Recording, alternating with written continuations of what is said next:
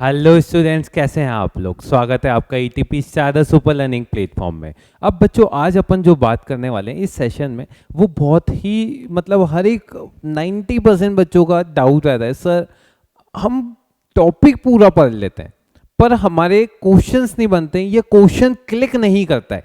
Question मेरे सामने आया और वो क्लिक ही नहीं किया, अब हम क्या करें, उस केस में अपन क्या करें। तो बच्चों, आज के टॉपिक का नाम क्या है? क्वेश्चंस क्लिक नहीं करते। तो बच्चों, अब इसमें अपन क्या क्या कर सकते हैं और अपनी क्या स्ट्रेटेजी होनी चाहिए कि अपने सवाल जो हैं वो एकदम से देखते ही क्लिक कर जाए। ठीक है, तो बच्चों जनरली होता क्या है, अब जैसे मानो आपको फिजिक्स या केमिस्ट्री का फियर है, मैथ्स का तो होता नहीं है। ठीक है, जिसका भी फियर है, मानो मैथ्स का फियर है। अब आप डर रहे हैं, यार थोड़ा सा तो मेरा टॉपिक कॉम्प्लेक्स नंबर हिला हुआ है।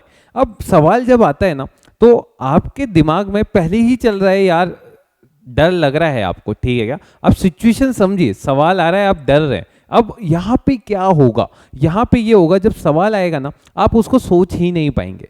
तो पहली चीज जो आपको करनी है वो क्या है बच्चों, जो आपके डर है उसको हटाना है। ठीक है क्या? निडर होके काम करना है अपन को और कॉन्फिडेंस के साथ बोलना है, भाई होगा होगा, आज नहीं होगा तो कभी नहीं होगा, आज तो करना ही है। ठीक है, अब उसके बाद दूसरी चीज क्या होती है बच्चों, कई बार अपनी थ्योरी जो है वो थोड़ी सी वीक रह जाती है। मतलब अपन कॉन्फिडेंस या ओवर कॉन्फिडेंस बोल दें कि यार ये तो मुझे आता है, और अपन सीधे सवाल करने बैठ जाते हैं। अब उसमें होता क्या है, उसमें यह होता है बच्चों, जब सवाल आपके सामने आया तो आपने क्या किया, आपने यूं बोला यार थ्योरी तो मुझे आती है, सीधे सवाल करने में बैठ जाता हूं। अब एक एग्जांपल लेता हूं मैं, कॉमन रूट का एक सवाल है।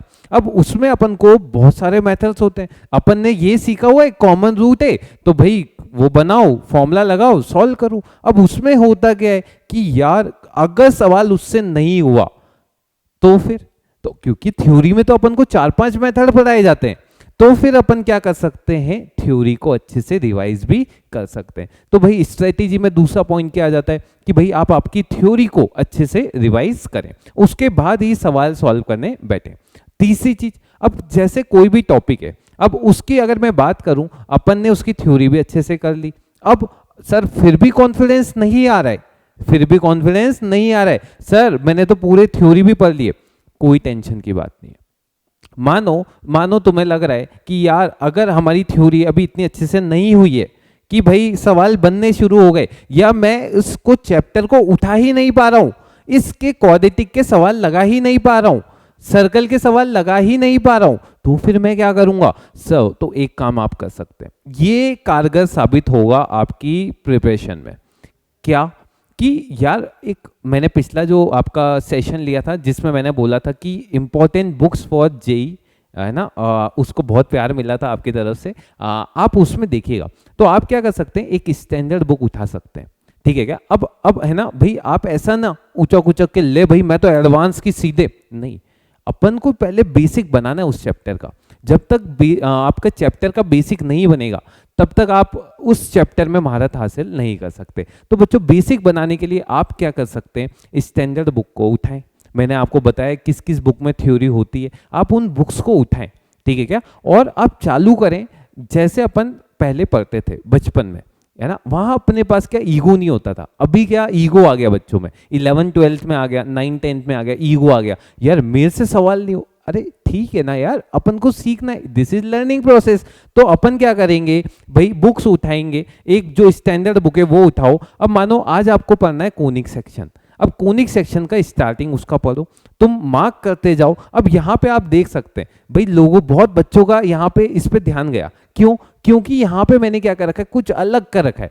तो आप क्या करो, वहां पे कुछ इंपॉर्टेंट मार्क कर दो और उसको क्या कर दो, लिख लो। और फिर उसके साथ जैसे मानो आज आपने पढ़ लिया कि भाई कोनिक में पैराबोला की इक्वेशन कब आती है, जैसे ax² + by², ये पूरी इक्वेशन ये पैराबोला को रिप्रेजेंट कब करती है, ये कंडीशन अगर मैंने पढ़ी है तो उसको हाईलाइट कर दो। हाईलाइट करने के बाद उससे रिलेटेड वहीं पे सवाल लगा लो, है ना, वहीं लगा लो। मैं जानता हूं तुम्हारे लेवल के नहीं है, पर अपन को चैप्टर सीखना है तो ये कर सकते हैं।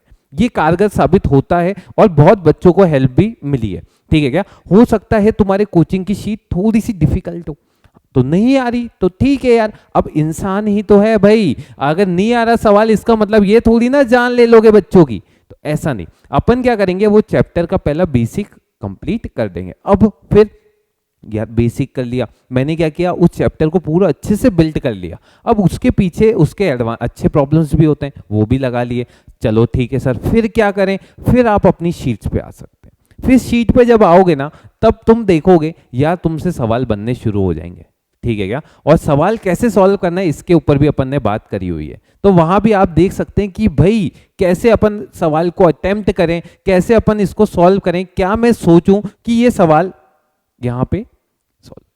अभी जैसे पिछले सेशन में एक मैंने लेक्चर लिया था मेथड डिफरेंशियबिलिटी पे, उसमें मैंने बताया था यार ये ट्रिक्स हैं, और उसमें बच्चों का इतना अच्छा रिस्पॉन्स आया।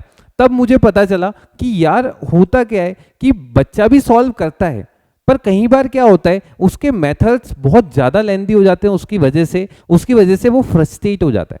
तो होता क्या है, धीरे धीरे वो कॉन्फिडेंस लूज करने बैठते। तो आप कुछ ना करें, मैंने जो आपको बताया कि भैया आप बेसिक से स्टार्ट करें। अरे यार तो मैं फिर भी बुक बोल रहा हूँ, मैंने तो एनसीईआरटी पढ़ के पहले मैथ्स अच्छी करी थी, फिर उसके बाद बंसल की और किसी भी कोचिंग की शीट लगा दी थी पूरी। देख लें आप बिल्कुल मतलब कारगर साबित होगा, करके देखना, है ना। बहुत बच्चों का मेरे पास आया कि सर नहीं होते हमसे सवाल, क्या करें, बहुत डिप्रेस फील कर रहे हैं, और ये तो ऐसा डिप्रेशन फील करने की कोई टेंशन नहीं है यार, ठीक है।